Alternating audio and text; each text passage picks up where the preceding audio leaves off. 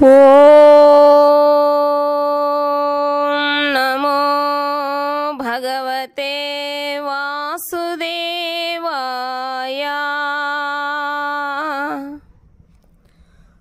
ఓం నమో భగవతే వాసుదేవాయ.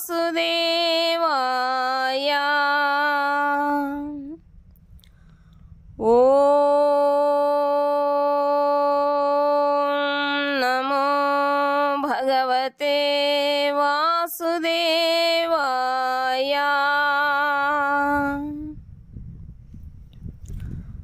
ఓం అజ్ఞానతిమిరాంధస్య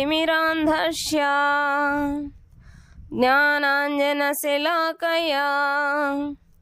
చక్షురన్మీలితం యేన తస్మై శ్రీగురవే నమః. నమో ఓం విష్ణుపదాయ కృష్ణప్రేష్ఠాయ భూతలే శ్రీమతే గిరిరాజస్వామిన్నితి నామినే. నమో ఓం విష్ణుపదాయ కృష్ణప్రేష్ఠాయ భూతలే శ్రీమతే భక్తివేదాంత స్వామిన్నితి నామినే. నమస్తే సారస్వతే దేవ్యై గౌరవాణి ప్రచారిణే నిర్విశేష శూన్యవాది పాశ్చాత్యదేశతారిణే. జయ శ్రీకృష్ణ చైతన్య ప్రభో నిత్యానంద శ్రీ అద్వైత గదాధర శ్రీవాసాది గౌర భక్త వృంద. హరే కృష్ణ కృష్ణ కృష్ణ హరే హరే హరే రామ రామ రామ హరే హరే. గురు శిష్య పరంపరా.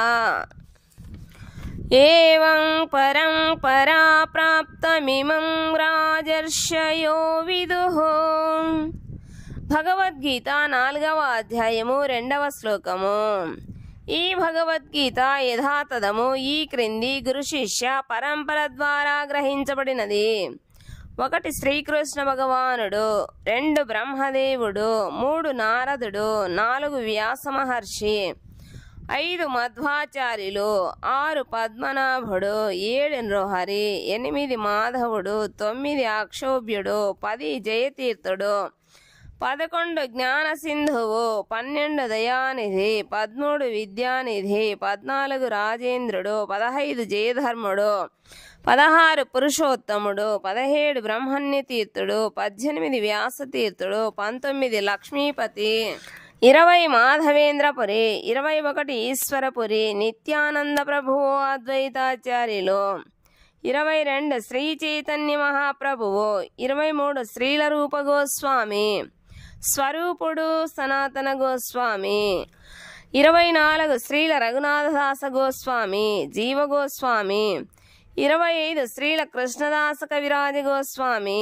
26 శ్రీల నరోత్తమదాస ఠాకూరులు, 27 శ్రీల విశ్వనాథ చక్రవర్తి, 28 శ్రీల బలదేవ విద్యాభూషణుడు, శ్రీల జగన్నాథదాస బాబాజీ, 29 శ్రీల భక్తి వినోద ఠాకూరులు, 30 శ్రీల గౌరకిషోరదాస బాబాజీ, 31 శ్రీల భక్తి సిద్ధాంత సరస్వతి ఠాకూరులు, 32 శ్రీల ఏసీ భక్తి వేదాంత స్వామి ప్రభుపాదులు.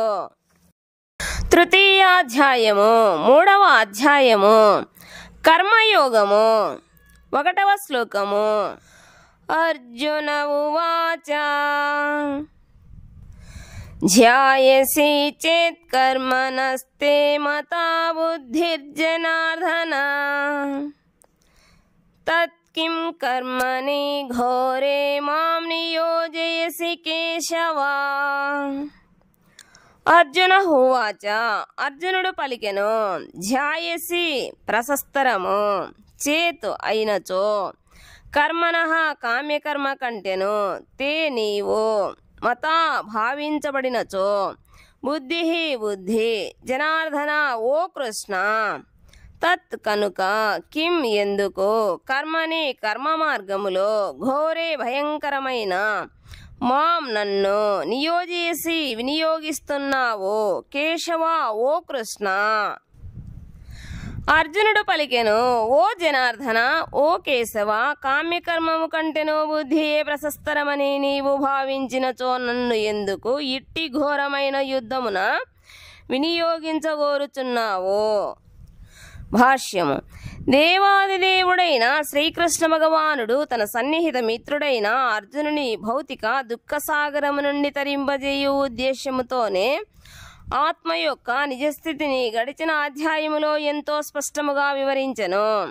అందులో ఆత్మానుభూతి మార్గమైన బుద్ధియోగ కృష్ణ చైతన్యము ఆదేశించబడినది.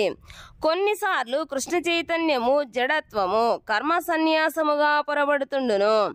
అట్లు భావించిన వ్యక్తి శ్రీకృష్ణ భగవానుని పవిత్ర నామమును జపిస్తూ పూర్తి కృష్ణ చైతన్యవంతుడు అయ్యేందుకు ఏకాంత ప్రదేశముకు వెళ్ళును. కానీ కృష్ణ చైతన్య తత్వములో పూర్తి శిక్షణను పొందనిదే ఎవరును ఏకాంత ప్రదేశములో కృష్ణనామ జపమును వాంఛింపకూడదు. అట్టి చర్య ద్వారా అతనికి కేవలము అమాయక జనుల నుండి పూజా ప్రతిష్ఠలు మాత్రమే లభించగలవు.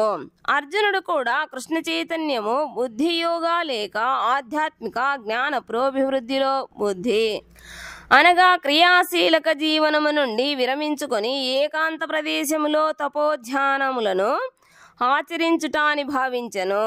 మరో విధముగా చెప్పవలననిన కృష్ణ చైతన్యము అను నెపముతో అతడు నేర్పుగా యుద్ధమును తప్పించుకోదలిచెను. కానీ ఉత్తమ సాధకునిగా అతడు ఈ విషయమును తన గురువైన శ్రీకృష్ణ భగవానుడి ఎదుట ప్రస్తావిస్తూ ఉత్తమ కార్యాచరణ మార్గమును గూర్చి ప్రశ్నించెను. అర్జునుని ఈ ప్రశ్నకు సమాధానముగా శ్రీకృష్ణ భగవానుడు కర్మయోగను లేక కృష్ణ చైతన్యముతో చేయు కర్మ విధానమును గూర్చి ఈ 3వ అధ్యాయములో సువిస్తారముగా వివరించబడెను. 2వ శ్లోకము. వ్యామిశ్రేణేవ వాక్యేన బుద్ధిం మోహయసీవ మే తదేకం వద నిశ్చిత్య యేన శ్రేయోహమాప్నుయాం.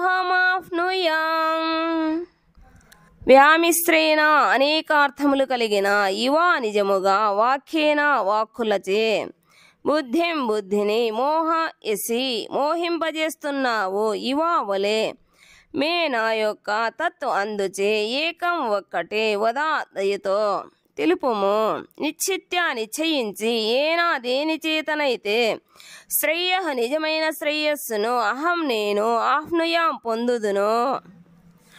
అనేకార్థములు కలిగిన నీ బోధనలచే నా బుద్ధి మోహము చెందినది. అందుచే నాకు ఏది మిక్కిలి శ్రేయోదాయకమైనదో దయచేసి నిశ్చయముగా తెలుపుము. భాష్యము. భగవద్గీతకు ఉపోద్ఘాతముగా గడిచిన అధ్యాయములో సాంఖ్యయోగ బుద్ధి ద్వారా ఇంద్రియ నిగ్రహము ఫలాపేక్ష రహిత కర్మ ఆరంభ దశలో సాధకుని స్థితి వంటి భిన్న విషయములు వివరించబడినవి. కానీ ఇవన్నీ ఒక క్రమ పద్ధతిలో వివరించబడలేదు. కానీ వాటి సంపూర్ణ అవగాహనకు మరియు కార్యాచరణకు ఒక క్రమమైన పద్ధతి అవసరమగును.